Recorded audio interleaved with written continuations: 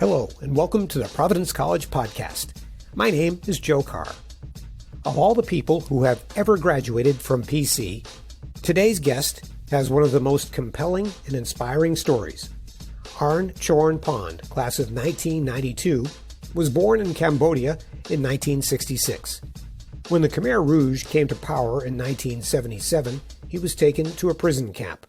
When he was just 12, his captives gave him a gun and forced him to fight the Vietnamese. Arn saw violence and death that few of us can imagine, all when he was still a child. He escaped and lived on his own in the jungle for months, finding his way to Thailand, where he was taken in, brought back to health, and given an opportunity to start a new life in the United States. To begin, I'd like to go back to your early childhood in Cambodia and ask you to tell us about your family and something that would save your life and later influence so much of what you do, and that is, of course, music. During the Khmer Rouge in 1975, I was in the I was grown up in a small province, not too small of a province called Battambang province. It's the second largest province, I think, in terms of geographic situation in Cambodia. Battambang is along the border of Thailand, near Thai border. So when the Khmer Rouge came, in 1975, I was only 12 years old, around there, 11, 12. Right away, I was like everyone else. I was cheering them like everyone else, thinking that peace would come. But everyone was wrong, obviously. And I had no idea about the political situation, but I was just like everyone else, following everyone else. When they cheered, I cheered. When they say peace is coming, I say the same. And then 3 days later, the Khmer Rouge came to my house. And all of a sudden, they chased us out of our home. And I was taken very quickly by the Khmer Rouge with about 700 children to a temple, a Buddhist temple, where they converted into a killing place, where I grew up there for 3.5 years out of total of 4 years of the Khmer Rouge killing field.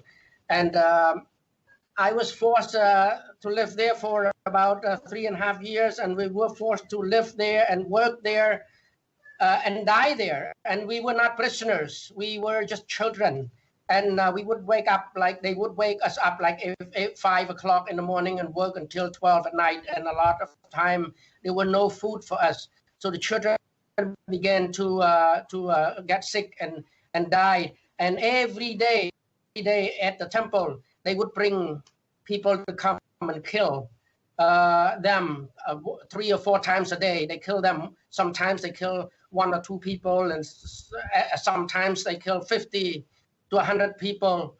And they also force us to watch the execution. And sometimes they force us to be involved in pushing people into the grave.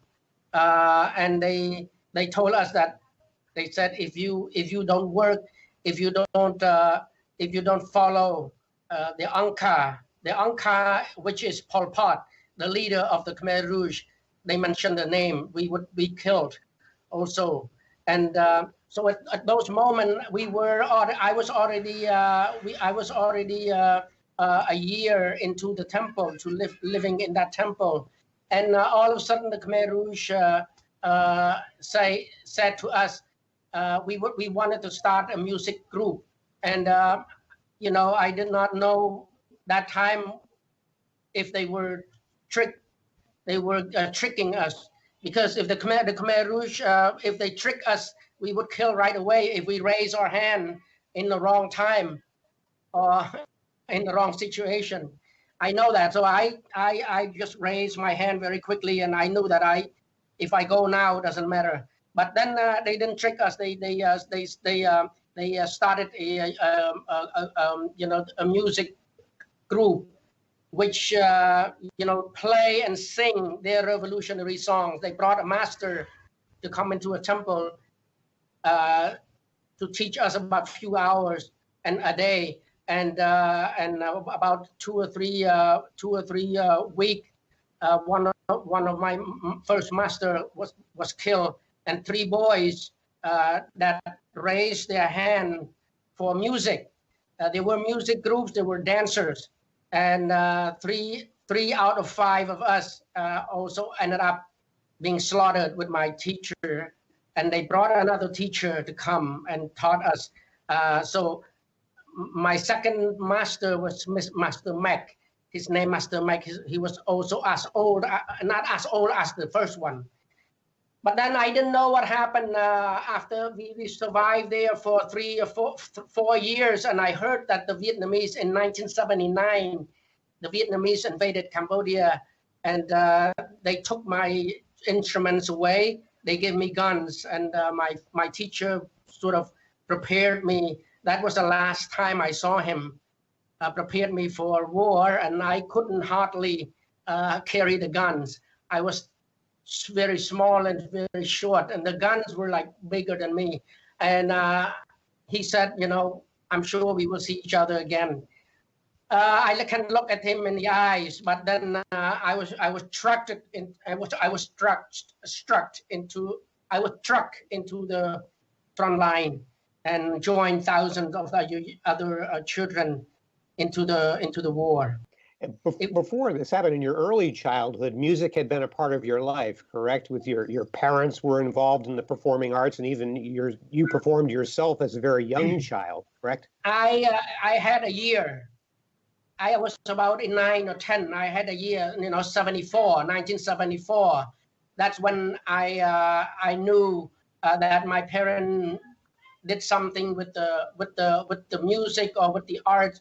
They owned it up. I found out later, 25 years later, after Providence College. I went back, and they owned up a company, and that was why I felt when I was a little boy, I felt the light on my face. And I was put into on a stage before, but no recollection of dates or anything. I had no idea, and I knew that war started already. I think that I've heard the name between American and Viet Cong, and American and Khmer Rouge, but it doesn't ring. I don't know anything about them, and it doesn't ring a bell during the time. And this is 1974, only for 1 year. And during that time, there were rock and roll everywhere, like the whole city were like singing. I heard now some of the music were from America. And, I with my little brother were dancing into music. And I remember I loved going to the movie with him, with my little brother, and eating ice cream and I heard already the artillery along, many places around the city, but I didn't care about it. I didn't know what war was like, and I didn't care about until a year later, 75, when then they said, that the Khmer Rouge came in, there were no more war, and that was it, and then all of a sudden I was put into a killing camp, and I don't know how I survived there either, but I just take minutes by minutes. Every minute during the Khmer Rouge was like, like life and death situation. You have to really make a quick decision if you want to live. Let's pick up your story where you left off there, and you were able eventually to escape, and you found your way into the jungle and survived alone for some period of time. Thousands of children were used as a decoy by the Khmer Rouge, because the Khmer Rouge did not want to have their own soldier got killed before us. So they used children like myself to go into the front line and draw the fire first and got killed first. And I was put into a small platoon to go and to go first, and probably to get information about where the Vietnamese were, and then got shot first. And in the beginning, for like years, 3 or 4, 5 months, we were like face to face fighting with the Vietnamese. We didn't know why the Vietnamese were so good, because they didn't use any plane. They only used tank. If they were using plane, I wouldn't probably be here. I mean, so many children shot and died, and we were used as a decoy to get shot first. And sometimes we were not allowed to, if we didn't have any order from the Khmer Rouge to take off. The Khmer Rouge sometimes shoot us from behind too. So we were used even by the Khmer Rouge, you know. So, like many people were killed in my platoon, that I ended up alone by myself, sometimes weeks, sometimes, months. I don't know how long I was there. In the jungle, like a tropical jungle. In tropical jungles, it's really big. And I got lost there, and I almost gave up. I don't know. I think many months later, I ended up in the clearing field. I was found by 5 girls along the border, unconscious, and I got bruised. I got blisters in my body, and then they saved me. And that's the Thailand. I didn't even know. I didn't realize it was Thailand. I didn't realize that there were another country that speak different language from mine, or that the world. I thought the world was flat. And then that's where I met my father, Peter Pond, a man who they call him American. And for the first time, all of these years, I've heard the word American, but I've never met any American until now. I met the white man who later on became my adopted father, and brought me here in 1980. In the fall of 1980, I ended up in New Hampshire. Reverend Peter Pond, who died 20 years ago, he was a compelling figure, and he devoted much of his ministry to helping children, first in Hungary and later in places like Puerto Rico, parts of Latin America, and of course in Southeast Asia. What was he like, and what was it that compelled him to do what he did? I later on I got to know him. I think we love each other. I never had a father in my life before, so it was a struggle for me, my dad, and also my mom very much. The first 5 years, or first 5 to 10 years in America. He was a reverend. He's graduated from Yale University, from Divinity School, and he went there just visiting his mom, my grandmother, my adopted grandmother, who was a wife of a former American ambassador to Thailand, and he died there in the 60s, and she ended up living there. So Peter, for the first time in 1979, visited her with Peter Jr., my adopted brother, and he in 1979, during the time I was just rescued by this 4 or 5 refugee girls and put in the camp. So he went by accident to go to the camp. He heard about the refugee camp, and his mom was very powerful figure. She was very close friend to the Queen of Thailand. So she allowed him to go with Peter Jr. to go visit the camp. So first time, I think when he went there, he saw many children. He compared the camp in Thailand like the Nazi, like the Auschwitz camp. So I had no idea before what he said, but now I know. And he saw many children died, and I only remember that they put many people who just came from along the border from the Khmer Rouge killing field from inside Cambodia. It just too many of them died. They put them in a big house in a refrigerator. A big refrigerator. They buried them. They couldn't bury them on time. So, and that what I remembered, and I was crawling among the maggots, among the in the dirt and among other children. And I don't know why he was like, at night they were flooding, and then he couldn't get out of the camp. He was just there the whole time, and then literally he stepped on me, and I think I was screaming, and I think he saw my teeth. The night was really dark, and he picked me up among many children. I don't know what happened, and then the next day he came back, and he's trying to see me, trying to find me, and finally we found each other, and then I think he told the people in the camp, I think the doctor in the camp, to really save me. I saw him giving money to them, and pointed to me and saying maybe he wants them to save me or something like that.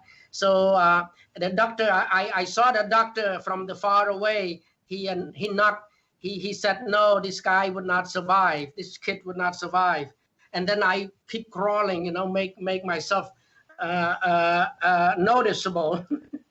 Then I said, I'm not going anywhere. And he came to the camp a few times more to see me. And later on, he told me in America, he said, he never seen anything like that. The suffering, he said, in the camp that you were in. This is a conversation like 15 years later, or something like that. And so in 1980 in the fall, and he got me. It's a long story. While we were in the camp, the Khmer Rouge noticed that we were in the Khmer Rouge camp still. The Khmer Rouge came to the camp and sometimes kidnapped children to go back and fight the Vietnamese. And Peter knows that they wanted to kill Peter too, and Peter Jr. too, because they knew that Peter planned to get us out of the camp. And many times Peter went there with Peter Jr. to go and sleep there, and sleep in the camp, and they were not allowed. And Peter is really daring, and I think one time he came in, and the Khmer Rouge and the Thai army put him in jail and beat him up. So he used that case to go and tell his mom in Bangkok to try to get the Queen and his mom to allow him to take us to the refugee from the refugee camp to America. So he got 3 of us out, and we found out that 3 of us were the first orphan children refugee out of Cambodia. We didn't know that in the beginning, but we were the first because Peter was lucky. He uses his own life to rescue us from the camp. So in 1980, in the fall, we were in New Hampshire, and the next 2 days, he took us to the mall, and the next 5 days, he took us to high school, White Mountain Regional High School in New Hampshire. So quite suddenly you find yourself in an English-speaking high school halfway across the world from where you had just been. What a tremendous period of adjustment. How did you manage that? Barely. I would have been died. 3 of us would have been dead out of our anger and guilt and many things inside ourselves that many American children there had no idea where we just came from. They only noticed us that we are different. We are Asian, we are different, and the kids began to start picking on us already. And I remembered all I knew was that I got angry every day. I didn't know. I was confused, especially confused and angry.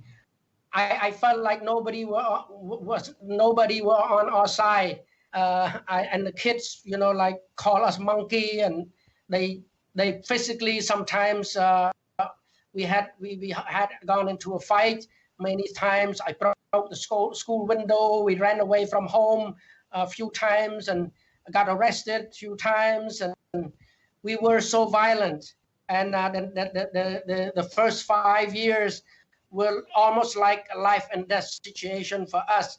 I thought we also, got away from that during the Khmer Rouge, but now it's a different thing. It's not a life and death in terms of physical thing, but more mental, more because I'm not sure why. In my body we always get angry, and I don't really blame them at all.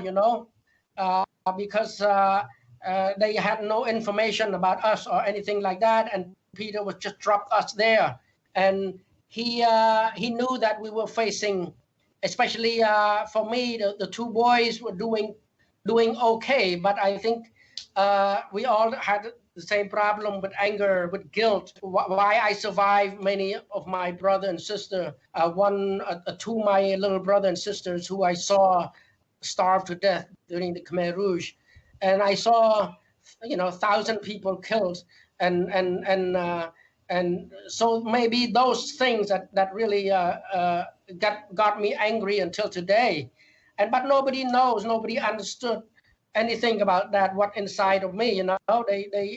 I saw them very happy, and that's all, and I want to be the same, and I want to be accepted, but I don't know how.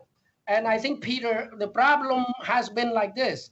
Peter, we didn't speak any English. That's a problem. That's the biggest barrier we have to bear. So Peter have asked me later on. He cried. He said, I know he felt that we are really in a very grave situation here. He really pleaded us to start speaking about the situation where we came from, and I have no idea what speaking about my life was about. But I kind of, I'm very much. I also want to save my life too. I said, if this happened, if this speaking, helping to make the children understand, I would do it. So it took me so many years to start doing that, and then not only speaking, but also eventually I began to start picking up I play the flute now. When I was forced into musician in the Khmer Rouge time, I play other instrument called something like a dulcimer, many string. It hits by like two bamboo sticks, and you hit it with that instrument. That's how I started. But now in America, I pick up the flute. It's easier to bring around, and then when I begin to play the flute more and more and more, and I begin to really connect myself to the music that I play with, and connect myself to my homeland and all of that. And I with the sound of the flute that I learned, I can control my anger. I feel like I can use every time I play that flute. I was literally calm down, because every time when I share my story, I shook, and my stomach hurts, my head hurts, even now. I'm telling you. I don't know when it's going to go away, but I think it's I think it's natural when you say something important, when you say something that connect to your life, and especially a painful memory and all that. And I began to understand in that. And with American kids too, I told them, please, I don't make fun of other people. And because of my skin, because I look different, and we cry the same, we suffer the same, we feel the loss the same, we eat the same thing. So all of these things come into my head. I keep speaking to them about different things that usually I started with the learning from by heart, but a few words, memorizing what my dad told me. And then I began to write my own speech, and then I gave up the speech because I start talk to them, making different points, and then like talking to you now. Sometimes I don't make sense. I speak English like I I 11-year-old kid speaking, but it's okay. That's the reality for me. I do it, Uh, uh, so whenever I speak about the experience, I go back when I was 11 or 12 years old, automatically like that.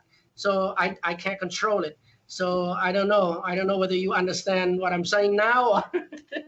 I think you're a tremendous communicator, Arn, and we're hanging on every word of your fascinating story. Incidentally, if any of our listeners are interested in hearing you play music, there's some really good online videos, especially one from a TEDx talk that you gave at a university in England, where at the end you play a beautiful tune on the flute. So that's worth checking out if you'd like to hear Arn tell more of his own story and to actually hear him play music, which he does so beautifully. That part of your story is so incredible, Arn, where you picked up the public speaking and you found your way using music and also your ability to play soccer. You became an excellent high school soccer player and led your teams to some great successes in high school. So you found a way to acclimate, and then you made your way to Providence College. Tell us how you got from New Hampshire to PC. I was at Brown first. At Brown University nearby, and it took me 7 years of high school, like 4 or 5 different schools. I went to Gould Academy, Northfield, Mount Herman, because of my English. But I was already I was already on a roll of my speaking around America between college and I think between high school and college. I was asked already many places like around America, to speak about Cambodia. They've never heard anybody speak about the killing field, the worst, probably one of the worst genocide in the 20th century. So even though my English was not that good, but I tried very hard. I spoke at one place called the Carter Center.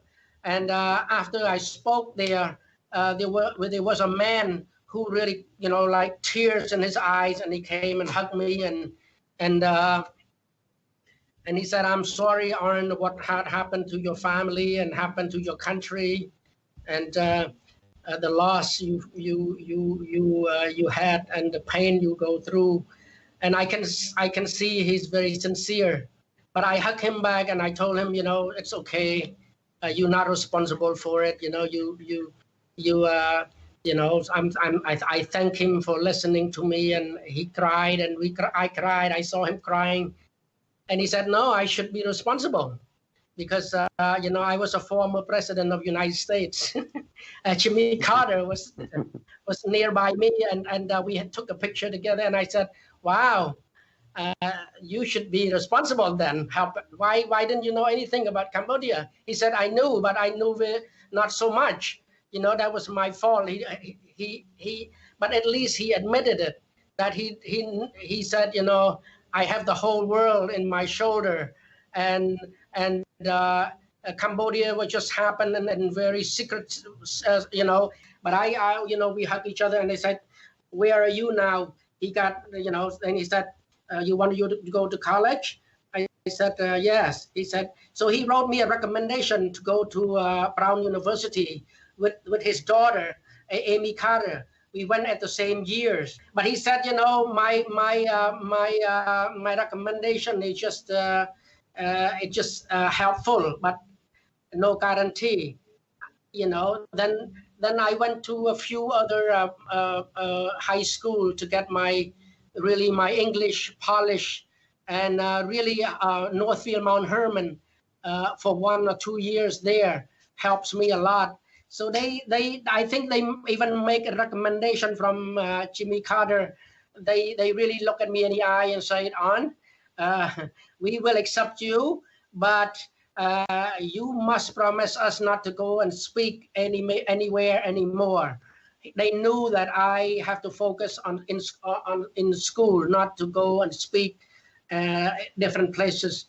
I don't have time to go out I have to, work really hard at Brown. And I at that time, I had to continue my speaking because speaking, some people think it's not a good idea for me to go, but it helps me a lot. It continue to, because I can express myself. I can play my flute to young people and get my story across. I now not only speaking and playing, but I began to make money now. The young people giving money, and I save all the money. I raised some money in school when I spoke at Brown University.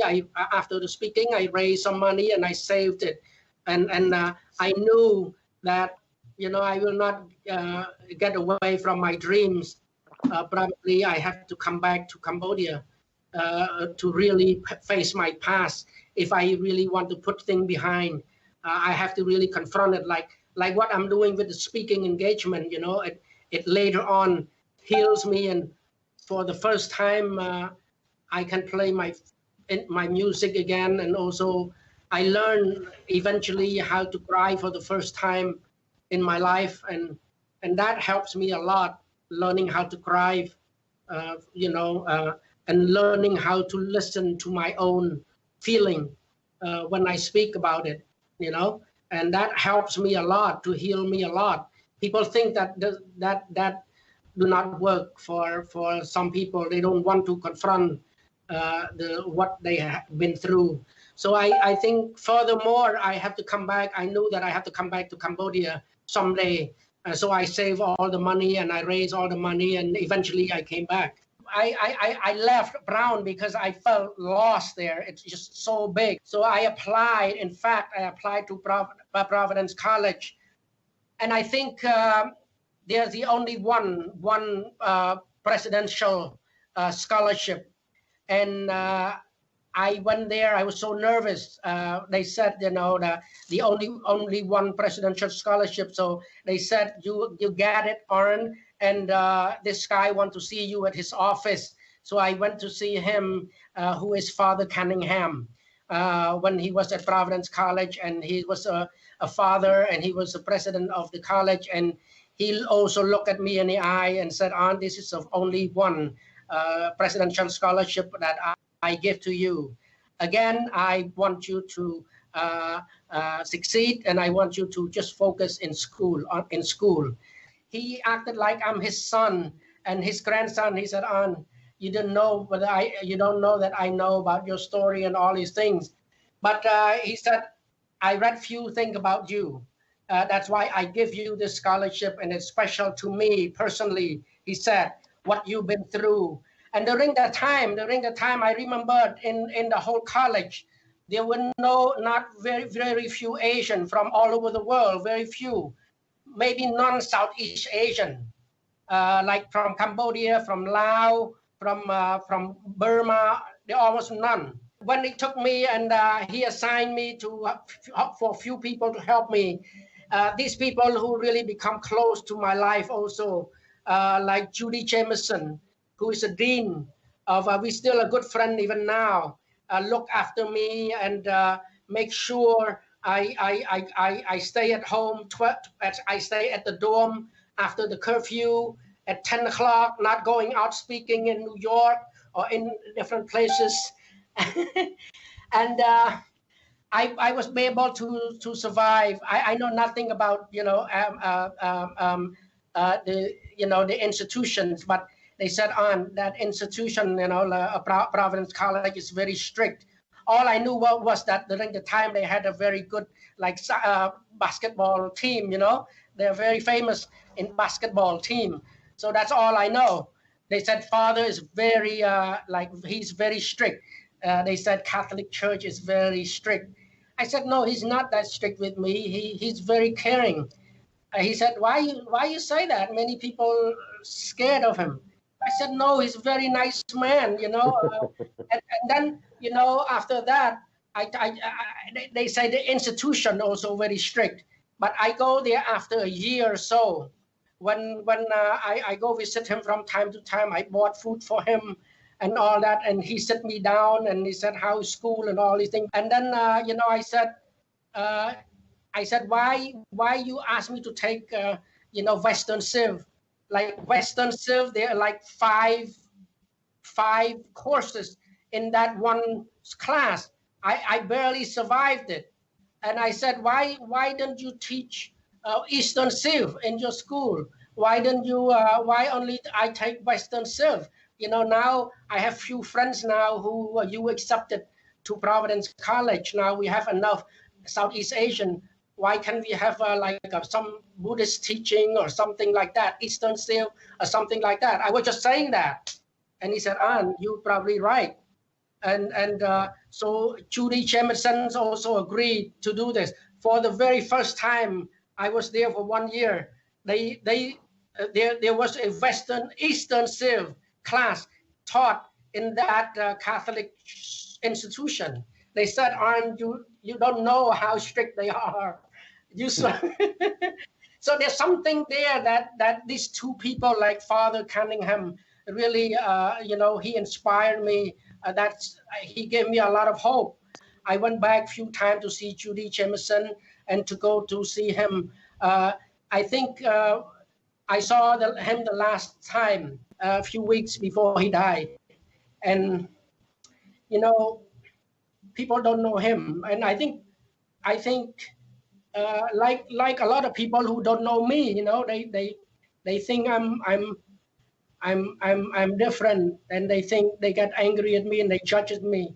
The same way with my father, the same way with Father Cunningham, and when they learn something, they accepted something, they do it, they do it, and they're willing to open their heart for a few things. Like I went to his room after he died, and I wasn't there when he died. Judy told me. And then I saw an article on his desk in a New York Times about me, and I think about me and how I entered Providence College. New York Times that he saved. So they are inspire me. These two people or three people that even Father Cunningham, people judge him, and my father.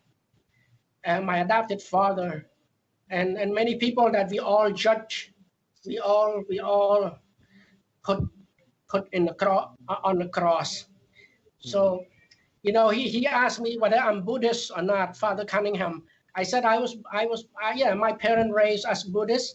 I lived I was born in a Buddhist country, and I came here. I went to the church with my adopted father, and I go to the church in school in Providence College.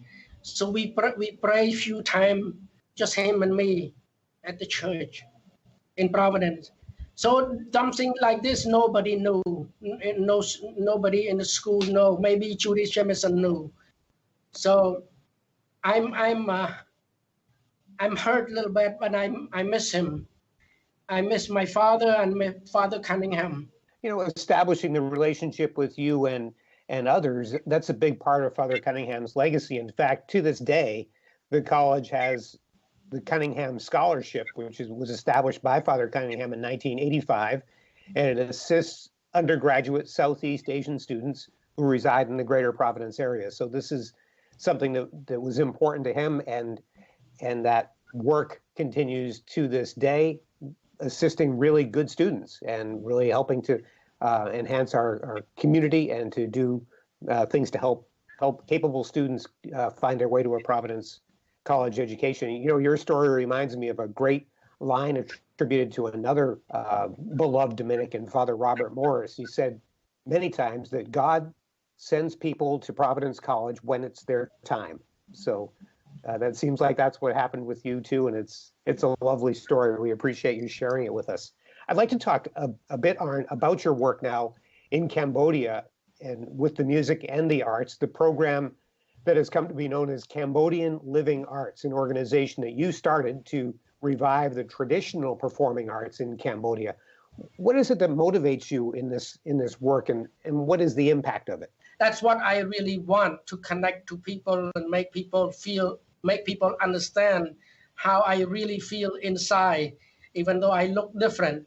And that's all I want to do in my life. And that's probably the factors that made me survive, that I was willing to even face my own past. I don't want to be, I cannot share away my nightmares that I dreamed. I'm the only one who will dream it, and if I want to get rid of it, I have to do the opposite, which is if I want to get rid of my my nightmares, I have to do good. So music, I never thought that would come across my mind about really the sound of the flute. It transcends. It just I can control myself. My anger. I really I can put my feet on the ground very firmly when I feel like I want to swear, or I feel like I want to punch somebody, or I think about getting revenge. I still have all of that feeling, even though I have no enemy. I have no enemy's face, or anybody's who I want to really a particular face that I want to punch, or a particular Khmer Rouge face that I want to kill. But it's all still inside of me. But every time I play the flute, or and much of the music of my country from the past, the traditional music and arts in my country here, really when it connected me to my past, and it connected me to the glory, of the peaceful past of my country, connected me especially to my own family. You remember in the beginning, my parents owned an opera company, and I now begin to connect why I survived during the Khmer Rouge and why I was so smarter than those kids. And if I wasn't smarter than those kids, I would have been killed. And then I began to believe that my teacher, my second teacher, Master Mike, was right. That I was smart, that I had a talent, and I began to believe that. And even now, it takes 25 years to start beginning to believe that I was that kid that he mentioned. So I started something, first I started in Lowell in the 90s when I still worked with the gang members, and using a place where those gang members can come to a center where I found a master musician, a Cambodian refugees, old man like my master in the past. I brought him Master Bin Pond, who I found out that he know how to play the fiddle, and he had nothing to do at his home, and nobody take him around or anything like that. I asked him if I can pay him a little and bring him to the center and teach those gang members how to play the fiddle. And that's how we began. Over a few months, those young people began to really, first they make fun of the masters. And the master was really pissed, and I have to be, again, a mediator of that, and that was my job. And then I just asked them to really, really listen to the master, even though this music is stranger to them, because most of those kids grown up in the street of America. They were also one thing that I feel very similar to what I went through in my life. All over my life is the isolation, the feeling of rejection, the feeling of making fun of, and that's why they were ended up on the street for the first time, in the first place, and the sense of no identity, the sense of no culture, which place I belong to, which country I belong to, those sense of loss. I feel so with those gang members. So I eventually they began to the master and those students began to work together. They start teaching the master how to rap, And then the masters happy, and then they began like they start asking the master about how they met, how he's met his wives in America, how he learned how to play the instruments, and eventually, slowly, the friendship began to build, you know, and many of them got out of the street, and they still have connection. They still have this relationship until now. I'm still connecting to them. I'm still communicating with the Master Ben Pan, also died now in Law, and old age, and you know, and many of his students that he helped. Some of them even went to go to college, from the street to go to college. I think music somehow helped to build the platform for the relationship to start, and I think this model helps me when I first time went back to Cambodia in the 90s, in the late 90s. And when I went back using the money I saved from the speaking, I went for the first time in 96, 97. Everybody, almost everybody knew my dad by name, know my real mom by name, who owned this opera company. And they knew what he likes to eat. They knew what he likes to perform. He knew what song he liked to sing. I wish I could know that, you know. And I found out during the time too in Battambang that 90% of all the performers, of all the artists died during the Khmer Rouge. And I found out that also I had about like 35 of my own family, immediate members of my family have died and killed, like everyone else. And I found out 2 million people were killed during the time. This is 1997, right before I went back the next year, starting something called the Cambodian Master Performer Program, which I invited Master Mac. I respect him, invite him, and I found another master who faced the same thing. I used to hear her on the radio in 1974 all the time, squeaky voice singing opera song on the radio, and she survived Master Cheikh Mike. She was the one of the greatest of the opera, like my mom, like my parents, but my parents was younger than her. She was like ultimate. So few masters like that. I found about 5 or 6 masters of musicians. That's how I began Cambodian Living Art in 1998. And then now it evolved into Cambodian Living Arts a little later on. It's a fascinating organization. And by the way, the website is beautifully done. If anybody would like to check it out and learn more about Arn's work and that of his colleagues, the URL is CambodianLivingArts.org.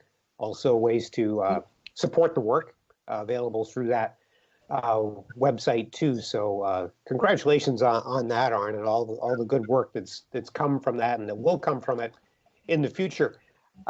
Just a few more minutes of your time, if you don't mind. You've been very generous with it today, and we appreciate that. So we've established that you're in Cambodia. What's it like there right now with respect to the coronavirus and the ways that the people are making their way through day to day? You know, I also think about the people in America now. I am Cambodian Americans, and I happen to get stuck here, but it's fine. Anywhere is my home now. I feel belong to everywhere now. I know better now that everywhere is your brother and sisters. Everywhere is your adopted families. The world is my family now. That's what I learned from Father Cunningham and my father, Peter Pond, and a few people in my life. And now we are still using the arts. We are helping thousands of Cambodians now through music, but not only music. Now we have arts in general. Now we have Arn Chorn Pond Scholarship, we have fellowship, we have the first Khmer Magic music bus, who I spend most of my time with, now playing and reintroducing traditional music to the countryside, remote countryside, after 30 years, 40 years of war and culminating in the killing fields. And we took the music with the 25 passenger bus, the first 25 passenger bus in Cambodia, to go to the countryside and play for free. I found out that many children, especially almost all children, never heard live music in their lives, never touched any instruments, still in the rice field, in the jungle. And it took my breath away. And I feel like, oh my God, in America, I love hearing different kind of music, and everywhere you can go and buy music and all of that. And I almost take things for granted myself. Ice cream everywhere in the mall and all these things, but I almost forgotten that, in Cambodia, my Lord, the older people, something I continue to find out that, when they hear music, especially my flute also, they hear the different kind of form of music. It just don't know what happened. Many of them came out and cried. They cried. Sometimes it's like uncontrolled, sometimes like very awkward. How they cry like a little children.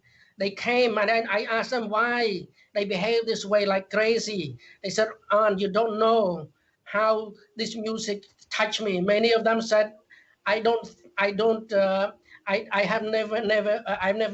hoped that I would hear this kind of music again before I die.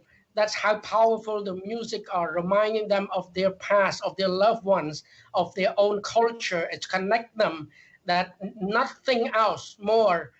I'm learning this every day. That's why I'm speaking it. I'm on my own, and because I began to also feel it.